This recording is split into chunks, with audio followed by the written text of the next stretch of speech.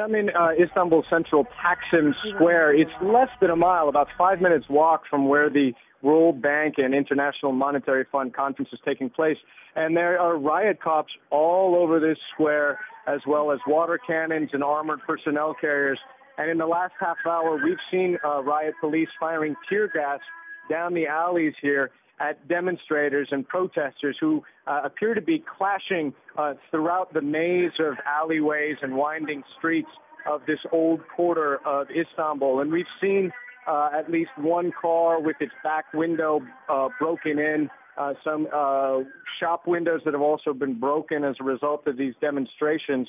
And we've also seen the riot police taking away presumably demonstrators that they have arrested. I've seen about 6 people arrested and taken away by these riot police. And there are police helicopters whirling overhead as well, trying to keep an eye on these protesters who appear to be playing cat and mouse games, skirmishes with the riot police as the IMF World Bank conference is underway less than a mile away. What are some of the issues at stake here? Why are the demonstrators out in full force like this? Well, this is not the first demonstration we've seen. The World Bank IMF meetings have been going on really since last Thursday. And a demonstrator kicked off these protests at a lecture that was given by the IMF director to a university. He's trying to improve the IMF's image. And this demonstrator got up and threw a shoe at the guy and told him that the IMF should go home.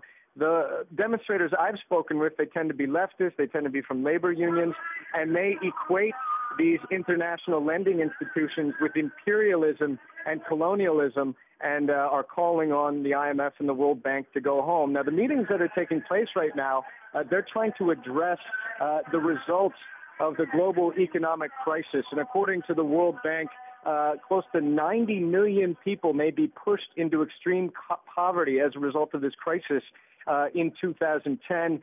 Nearly 60 million people made losing their jobs as a result of this crisis. Despite that, the leaders of these organizations say there are some signs of optimism, some signs of recovery. I'm not sure if that is what is being discussed by these demonstrators. Again, I'm looking at what should be crowded streets in downtown Istanbul. They're virtually empty, blocked of traffic, riot police setting up phalanxes here and running around chasing demonstrators as they play these cat and mouse games with the riot police, clashing with them, throwing stones. And here we see a group of riot police gearing up for what looks like another baton charge.